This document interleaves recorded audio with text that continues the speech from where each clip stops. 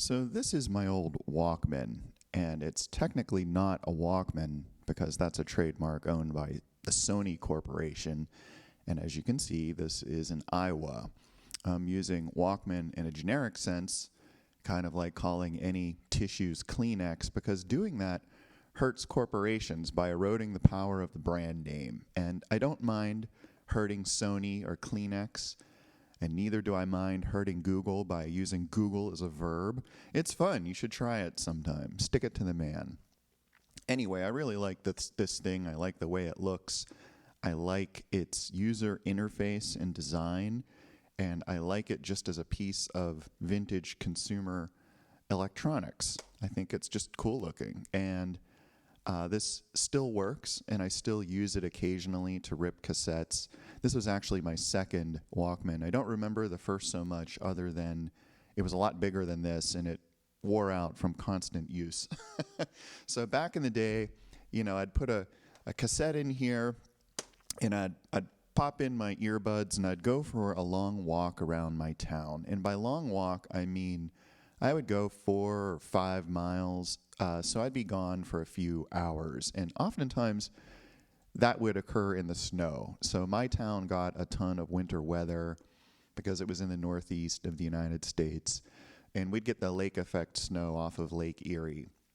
So I'd bundle up like crazy, and I'd wander out into the blizzard and come home looking like a snowman. And on these walks, I would really focus in on the music. I'd listen to the same cassette 3 or 4 times in a row, just really getting into it, just putting one foot in front of the other. And it was a great way to relax and just clean my head. And I don't really do this anymore. I think I'm too paranoid these days to walk around with headphones on. I prefer to be aware of my surroundings in my middle age. I still do go for walks, and I'm very active outside, but I just don't do the music thing so much while I'm doing that.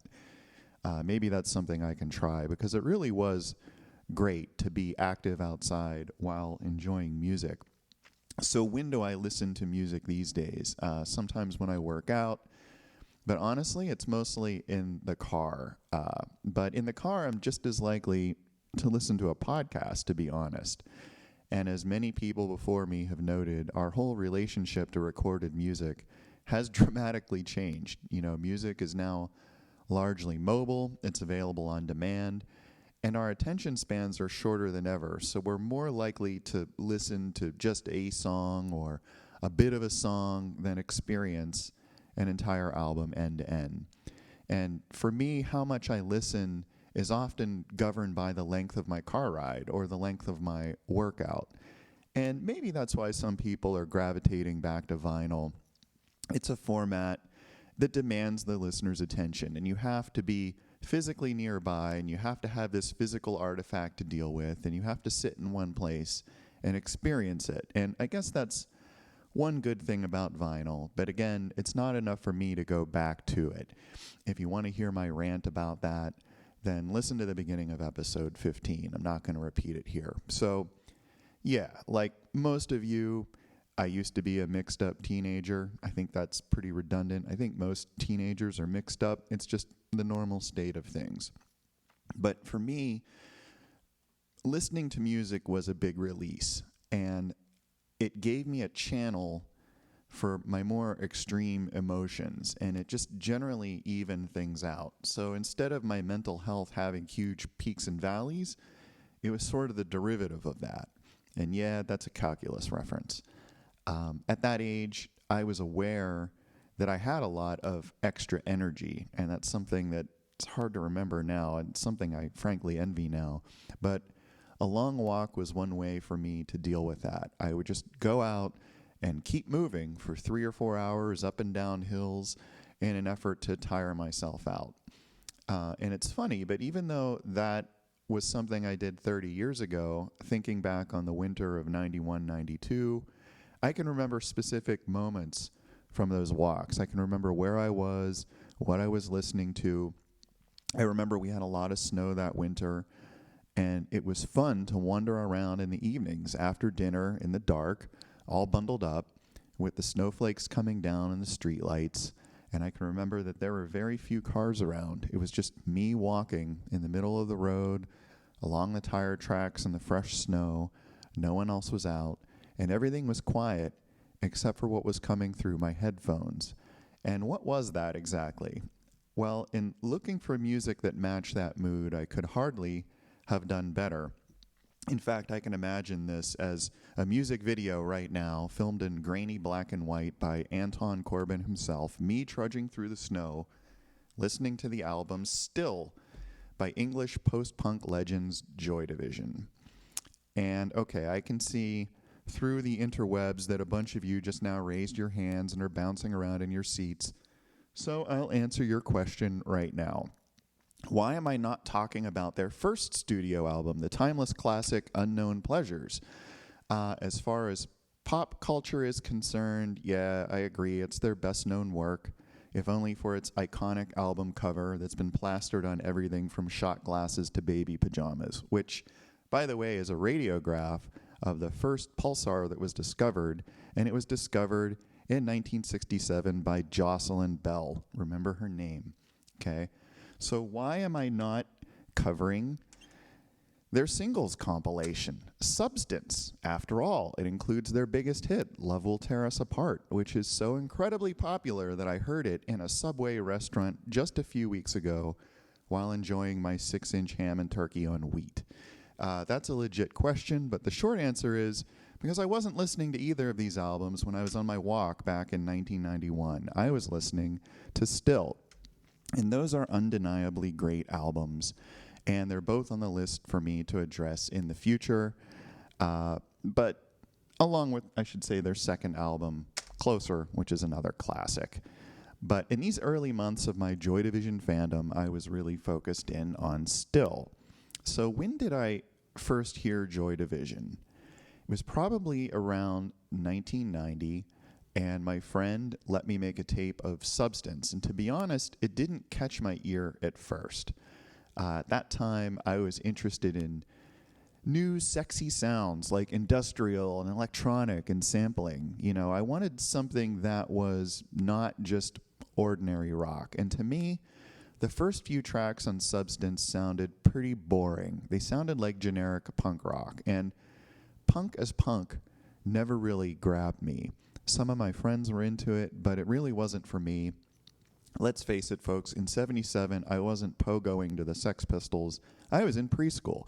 Of course, I quickly clued in about Joy Division's very brief existence and all the drama that had happened and how the band changed, and I'm not going to dwell on any of that, but I think I have to at least state the facts in order to just get it out of the way. So they were in existence for about 4 years, and on the eve of their American tour, their lead singer unfortunately committed suicide. So the rest of the band took a few months off, and then they decided to continue, but not as Joy Division, but by starting over practically from square one with a different name, which was New Order. And as I'm sure you know, New Order went on to great success despite almost never talking about Joy Division and almost never playing any Joy Division songs, at least in that early part of their career. But for more on New Order, go back and listen to episode 3. I'm talking about Joy Division here, so that part of the story is in the future. I might have left Joy Division on the shelf if it hadn't been for the second half of Substance. You see, about halfway through, they stopped sounding punk and started sounding like something else, like something new. And there wasn't really a descriptor for that back in the day, so the catch-all term that everyone used was post-punk. And what happened was that each band member started to show their little idiosyncrasies. So the singer, Ian Curtis, stopped shouting and started singing in a baritone. And the bass player, Peter Hook, stopped playing low in the neck and started playing up high. And the guitarist, Barney Sumner, started monkeying around with keyboards, and the drummer, Stephen Morris, he was the oddball, and he still is the oddball. He didn't change at all. He was always a phenomenal drummer, even from the very first track on Substance, which was called Warsaw. And I've been a drummer on and off for 30 years, and that song still confuses me. I can't really tell what the hell he's doing, but it sounds great. And I guess to me it sounds like he's playing almost an ordinary rock beat, but with an open hi-hat instead of a snare. And I don't know, I've never heard another song with a drum pattern that's anything like it. It's pretty interesting. Anyway, on that album, Substance, they went from being pretty derivative to finding their own voice. And it's important to remember, too, that Joy Division as a band only existed for a few years. And during those years, the members were all really young. They were really just kids. I mean, they were kids relative to my age now. They were in their early 20s. As we know, that's kind of young enough to still be a knucklehead without knowing you're a knucklehead. But Substance was a collection of their singles, and some of those were truly great. I mentioned already Love Will Tear Us Apart, classic track. Of course, there's also Atmosphere, one of the most beautiful post-punk songs ever, and it might be their crowning achievement. But in my mind, the sound of those latter singles could be extrapolated neatly into early New Order. And for me, early New Order was my jam. That's what I loved. So out of my love for their later incarnation, I grew to love Joy Division too. And part of that was the result of me wandering around listening to Still for hours and hours in the snow. So, who were Joy Division? I already mentioned the names of the band members. They were four guys who were all from Manchester, England, or thereabouts. Stockport, Macclesfield. Am I pronouncing that correctly? I don't know. I rarely hear it pronounced. And honestly, that's one reason I'm recording this stuff instead of just posting it on a blog somewhere. I think it's interesting to hear all of this stuff pronounced. All this stuff that I've been reading about for decades, all this music lore. So yeah, please forgive and correct my pronunciation if it's wrong. I'm not English. But yeah, Joy Division famously formed in the wake of a Sex Pistols gig at the Lesser Free Trade Hall in Manchester. It was one of those gigs that everyone claimed to be at, and everyone who went would later start a band, talent notwithstanding. So it was sort of like the Pistols had given them all permission to just go for it, and they all did. And Joy Division was a bit like Spinal Tap in the early days because they had no regular drummer. That is, until they met this weird kid named Stephen Morris who liked to drink cough syrup and who could play the drums like nothing they'd ever seen before. And that solidified their lineup, but they were still playing out using various names. At first they wanted to call themselves Warsaw, like the Polish city, after the song by David Bowie, Warsaw. But some other band beat them to that name, so out of necessity, they became Joy Division. And I'm not going to get into the whys and wherefores of that name, but it has some pretty dark connotations from World War II. You have to keep in mind, though, that the punks in the late 70s reveled in all sorts of these transgressive references. So black armbands and swastikas on your clothes oddly didn't really mean that you were a Nazi at the time. It just meant that you liked to piss off the boomers. And it's really hard to fathom that kind of attitude here in the 21st century. It's just a different way of thinking. And keep in mind that Nazis really were a thing in the early punk days. It just wasn't always easy to tell who they were. Sometimes they were skinheads, but not always. Anyway, Joy Division were anything but Nazis or fascists. They were just some harmless working class blokes who wanted to play some tunes. And what they really wanted to do, though, was to get a record deal. And eventually they did. As legend goes, they confronted Tony Wilson in a bar and demanded that he put them on his TV show. And at the time, he had a program called So It Goes that he presented for. And it featured what we would now call alternative music. And Tony at the time was this budding impresario, another real character that you got to just read about. He would feature Joy Division in his live night at what he called the Factory Club that he was running with some buddies. And this would later expand and turn into a record label, Factory Records, which would become famous or maybe notorious for doing things completely ass-backward. So Factory Records was stylish, but had a complete lack of regard for businesses or other practicalities, any business aspects. And I think the members of Joy Division would one day question the whole wisdom of having signed to Factory as they watched the label eat their fortunes on a bunch of just half-baked business ventures. But no one could ever say that Factory hadn't secured Joy Division a hallowed place in music history. So they ended up going for being legends rather than being multimillionaires. So let's talk about Still. What is this album? Well, the Joy Division catalog is pretty sparse, not counting endless reissues. Again, the band only existed for a few years and recorded for about 3 of those years. So the essentials break down like this. So their first studio album was Unknown Pleasures, which was released in 1979. The band dissolved on May 18th, 1980. Yes, I have that date memorized. As I said, their second studio album was Closer, which was released in July of 1980, so posthumously.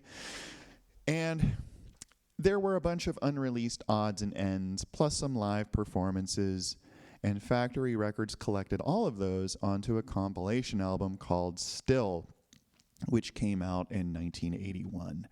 So that left a bunch of uncollected singles, which came out on Substance in 1988, the year after New Order's singles collection came out, which was also called Substance. And again, for more on that, see episode 3.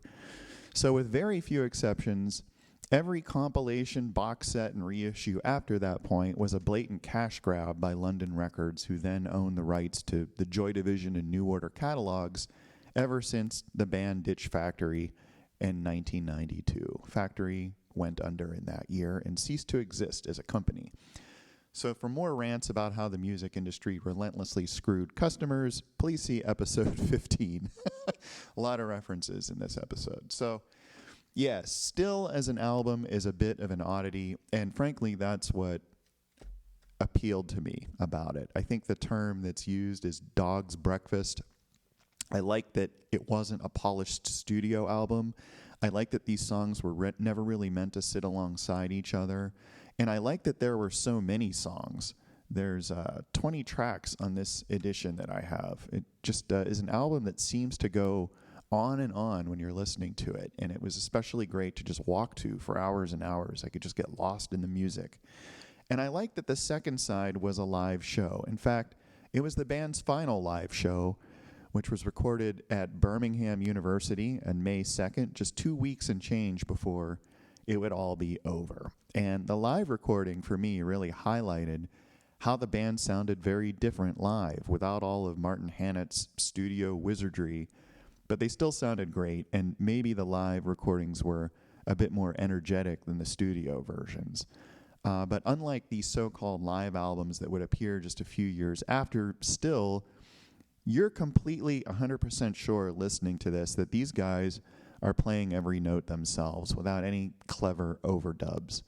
And the overall sound on this record is just really raw and powerful, not in a heavy metal kind of way. Joy Division's sound overall is intense, but it's not super aggressive. They're not like hitting you over the head with a wall of noise or tons of feedback like, you know, the Jesus and Mary chain would in later years. A lot of the energy really comes from Ian's vocal delivery, but the band too is solid. Steven's drumming has a strong foundation, and Peter and Barney are like trading off melodies. And some of these songs do have Peter in a more traditional bassist's role. He hadn't kind of fully transformed yet into what he became in later years. And here's the story as Peter tells it. He said at one point he had to start playing the bass high up on the neck just to hear himself over Barney's amp. So that's the old question of survival that every band member faces, how to hear yourself over the loudest member, right? And Peter's solution would just happen to be to make his playing completely unique and recognizable. He started playing higher up on the neck. He started focusing more on melodies instead of just laying down, you know, the bass as a rhythm instrument. And that changed his bass playing forever. But on some of these tracks, he still is playing the low notes and playing a more traditional bassist role. Overall, I guess you could say that some of their sound was goth. In my opinion, that aspect of it is mostly due to Martin Hannett's production. So this is the second time I've mentioned this guy. Who was Martin Hannett? In short, he was a record producer. He was one of the early partners of Factory Records and a very prominent character in that story. And I mean character, in the same way that Tony Wilson and Rob Gretton were larger-than-life characters.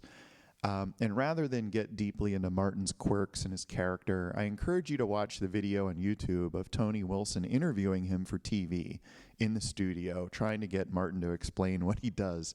And that video, I think, describes him better than I ever could. At one point in the interview, Martin just slowly stops talking to focus on some bit of equipment, or maybe some bit of space between his eyeballs and the equipment.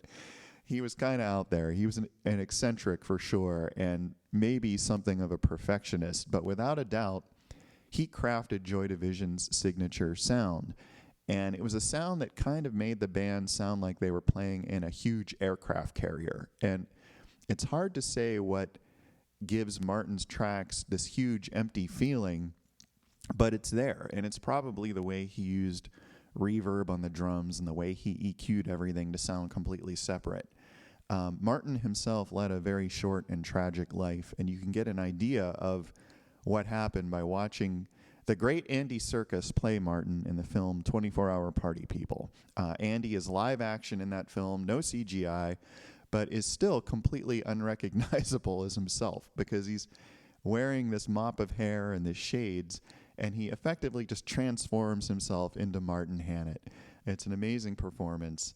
And Tony Wilson did the DVD commentary track, and on there, if you're listening, he remarked that Andy once said that playing Martin was his strangest role, which is pretty funny to hear from a man who is famous for playing Gollum in Lord of the Rings. And Tony goes on to say, yeah, in his opinion, it's true. Martin Hannett was indeed stranger than Gollum. So were Joy Division really goth? I think only in the sense of the space and emptiness that Martin created in his mix, and maybe a bit in Ian's more downbeat lyrics. But they weren't always downbeat, and I don't think Joy Division were trying to be goth like a band like, say, Bauhaus would, right? No one in Joy Division was just wearing black and wearing eyeliner and bat wings.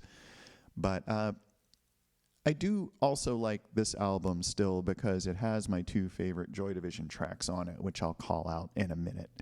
So let's do a little track by track here, and I'll try to move through this as quickly as I can because, like I said, there are a lot of tracks on here. Side A starts out, Side A, the first half of the album, which is mostly studio, starts out with a track called Exercise 1. And I like that song because it's incredibly simple. As a beginning guitarist, I was able to teach myself how to play it in just a few minutes. And that level of simplicity might turn some people off, like, it's too easy.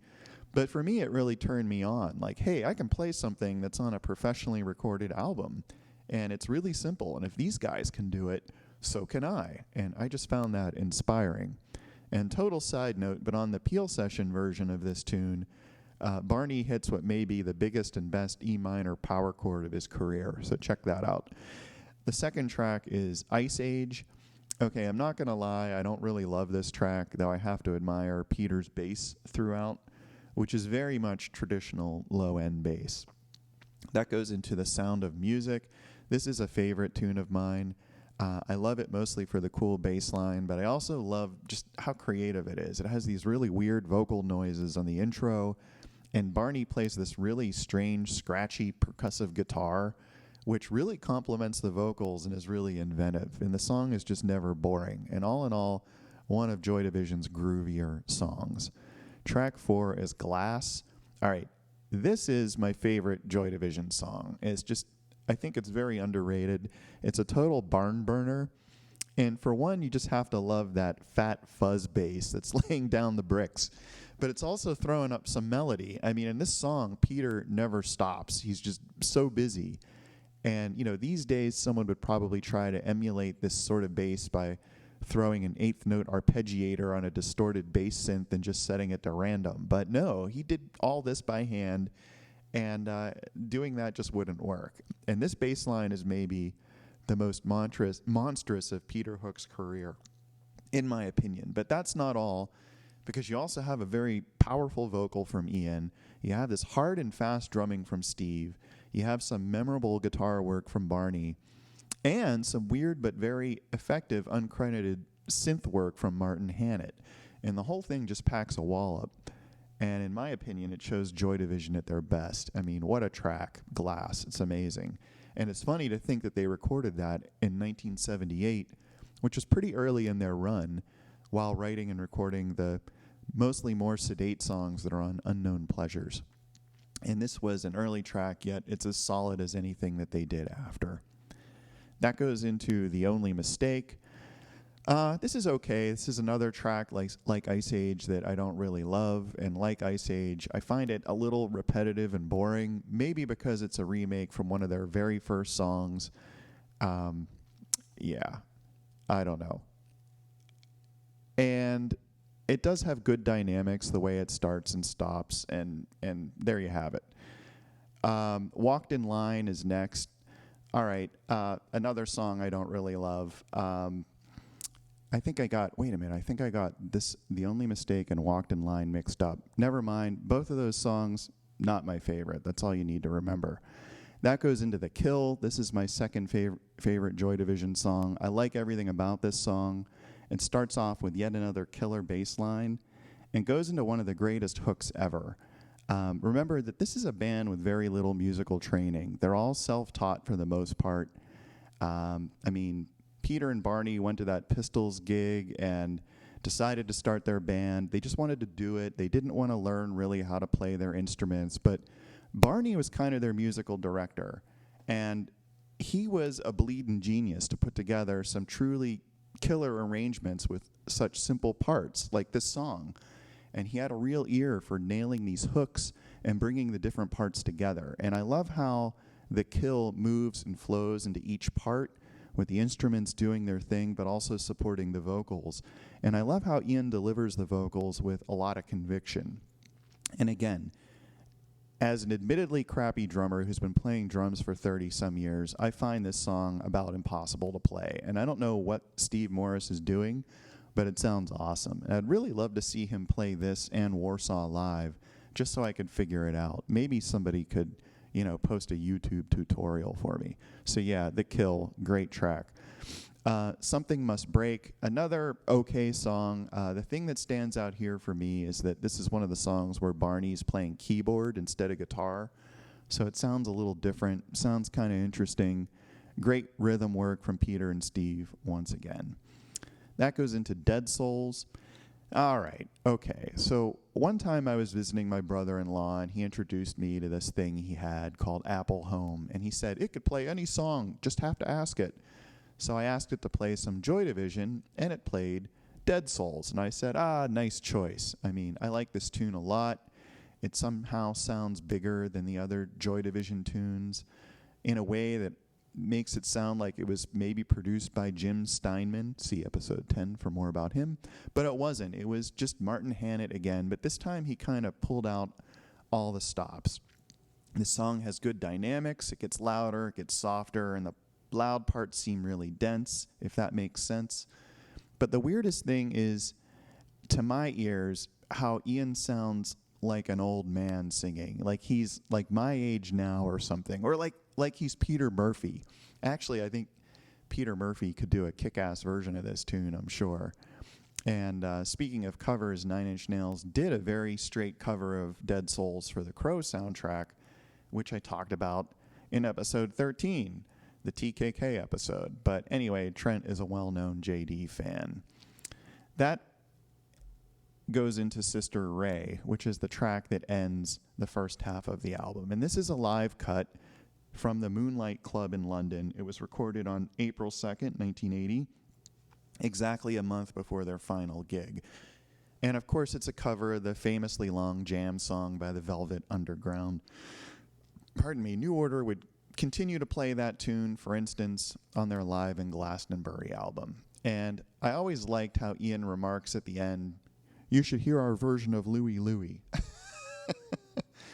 So that ended the first half of the album. And the second half is completely live and is just their final gig. And it starts off with a song called Ceremony.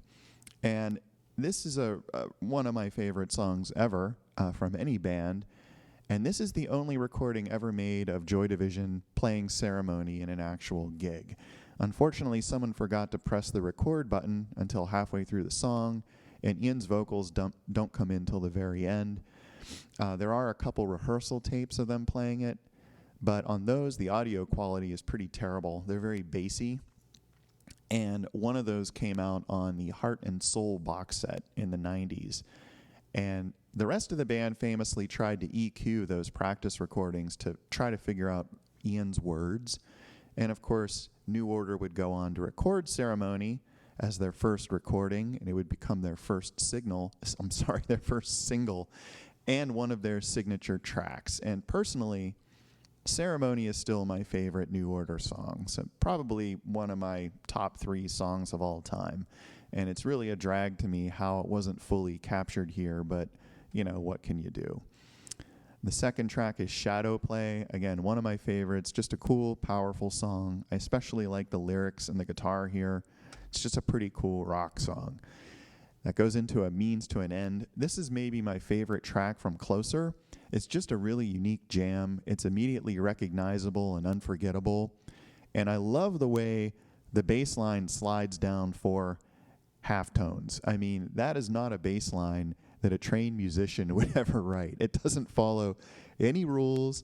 It's not playing in any mode. It's not a real scale unless you're considering the chromatic scale. It's just playing any old notes, and it's almost free jazz, and I think that's great. And Tony Wilson pointed to this song as an example of how punk could free the fretboard, and I have to agree. Great tune, and the version on Closer is awesome as well. Check it out. That goes into a song called Passover. I'm looking at the track list, and I see this song is just 5 minutes and 2 seconds, and that makes it the longest song in the set. But to me, it feels like it's a much longer song. And maybe it's the way that Steve Morris plays the same beat over and over. It just gets hypnotic. And when I think of this song, I think of the one beat that's misplaced. If you listen to it and you're listening to the whole thing, you kind of go into this trance, this fugue state. And then at one point you hear like a double kick drum, and it's really jarring. And maybe it's a glitch in the recording, but I think it might be one of the very few times Steve Morris ever made a mistake behind the drum set. Or, better yet, maybe it's like the classical art that has deliberate imperfections, as a way to keep God from getting jealous of our creations. Yeah, that's probably it. That goes into New Dawn Fades. This is definitely one of Joy Division's more intense tracks, especially live. I can't help but associate this song with Moby now, though, since I have a recording of him in New Order playing it at his Area 1 festival. But still, great track. Some versions of Still at this point have a song called 24 Hours. It was on the original LP version. But my cassette version that I listened to and this CD version do not have it. And I think they left it off the cassette and CD due to space limitations. I think the LP was issued on 2 discs, so there must have been more room for it. It's weird. I don't think I've ever listened to that performance of the song. I'll have to look that up. That goes into the classic song Transmission. I distinctly remember listening to this track on my walk. I can even remember what street I was on. It was like an aha moment that was etched in my memory, because I couldn't believe I was listening to a song recorded by a professional that had such a simple bass line. I mean, he was just playing the same 8th notes over and over. The only way it could have been easier is if he had played quarter notes or half notes or something. I mean, even I could play that bass line, and I'd only picked up a guitar like a month prior at that point. And it's not to take anything away from Peter Hook. Transmission has an iconic bass line, and it's one of Joy Division's signature tunes, without a doubt. And I will go so far as to say that the studio version is just transcendent. I mean, that's the only word for it. It's stunning and amazing, just a great song. And the live version doesn't hit those heights, but it's a pretty solid rendition. So simple doesn't mean bad. In fact, one of the arguments I've been making for a long time, or trying to make, on this show is that simple often means better. Simple is good. And that's certainly the case with Transmission.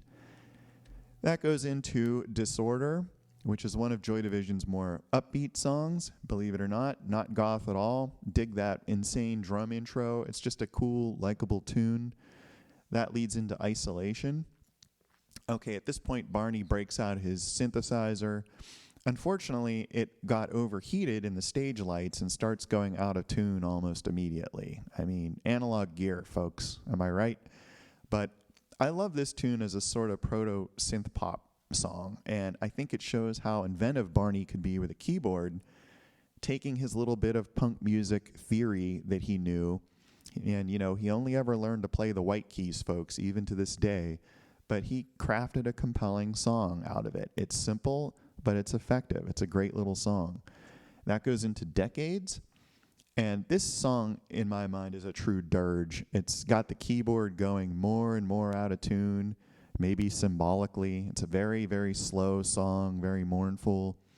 And according to legend, Ian had a seizure during the latter half of this song and had to be helped off the stage. I'm not entirely sure if that's true or not, but that's what I've heard. However, he did manage to come back on to perform the last number, which is Digital. And this is a perennial favorite, a classic track. Even Nine Inch Nails sometimes plays it on tour. Then the song is over. Ian issues his final thank you, good night, leaving 30 seconds of applause, and that's it. Kind of bittersweet.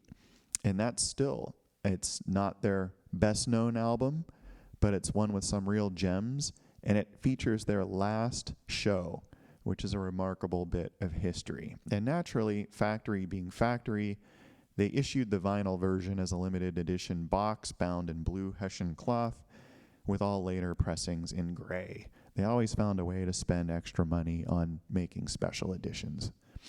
But why do I love this? Again, I just love how haphazard it is as a collection. It's a bit of odds and ends. It's it's got some truly great tracks like The Glass and The Kill, Ceremony. The live album is just, in my mind, an extraordinary time capsule. And to me, it's really poignant as the band's final show. I mean, you think about what would happen in the next couple weeks of their lives, and everything would change, right?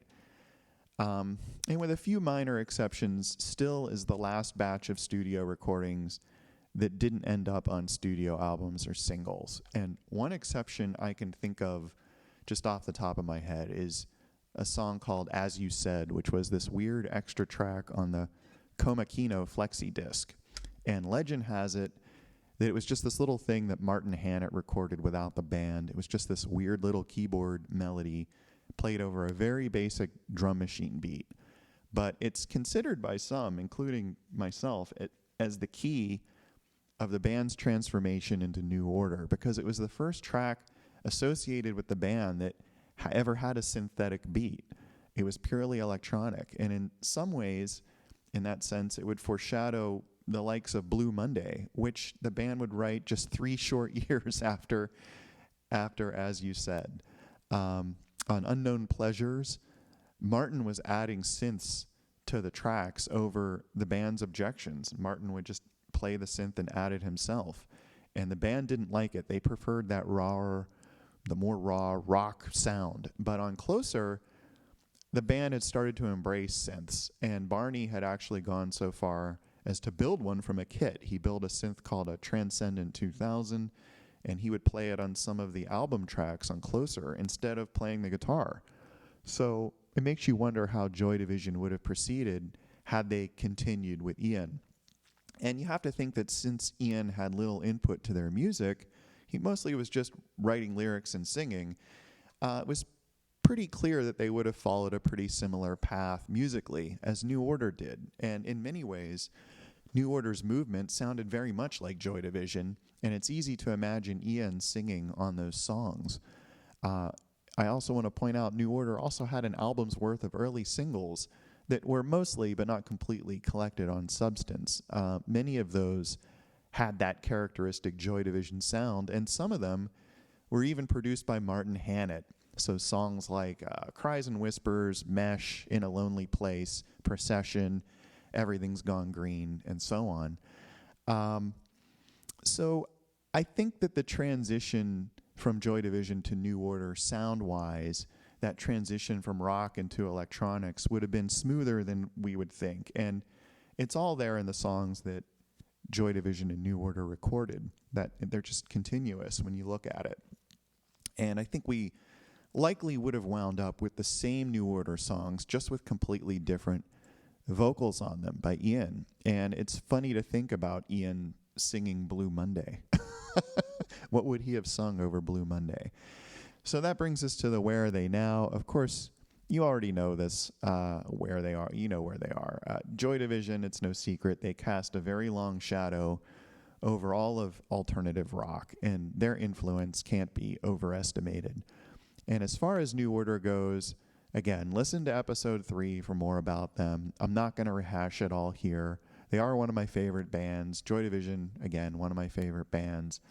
I'd say it's obvious Joy Division were crucial to New Order's development, but I think even if the band members hadn't formed New Order, if they had just knocked it on the head and said, I'm going to go back and work in the dockyard and the factory or whatever, I think Joy Division would have had lasting success anyway. They had made their mark, okay? And I don't think anyone in their right mind could argue otherwise. There are plenty of successful younger musicians that list Joy Division as an influence. And maybe Joy Division would have been more of a cult band, though, maybe more underground and less recognizable. It's funny to me, but when you think about it, Bauhaus followed a very similar path, right? Now, in that case, Peter Murphy didn't die, but he did bugger off, and he left the other guys to form a different, more lighthearted band. And so would Bauhaus had been as influential if the rest of the band hadn't formed Love and Rockets? I don't know. It's hard to say, but it's interesting to consider. And just imagine if Ian Curtis had just quit Joy Division, or say he retired to look after his health. Like, guys, I'm not going to do it anymore. I'm just going to stay home, forget this music thing. And the other guys maybe went out and still formed New Order. Could you imagine maybe Joy Division reforming a couple decades later with Ian as an older man and then just going on tour? Because that's exactly what happened with Bauhaus. After several decades as Love and Rockets, they got back together with Peter Murphy and recorded another album as Bauhaus and went on tour. And I don't know. It's weird to think about what could have been. So there you have it, kids. The mighty Joy Division and their mighty compilation album, Still. This has been Stronger Than Reason, episode 17. We're available on YouTube and as a podcast, wherever you do that podcast thing. And if you like this show, stick around. I have a lot more to talk about, mostly but not always related to 80s and 90s electronic, industrial, and alternative music. And I'll remind you, I'm just a weird middle-aged dude sharing my opinions. So consider leaving yours as a comment below. Please do like and subscribe if you made it this far. And bless you. You're one of the good ones, and I thank you. Until next time, be good and stay strong.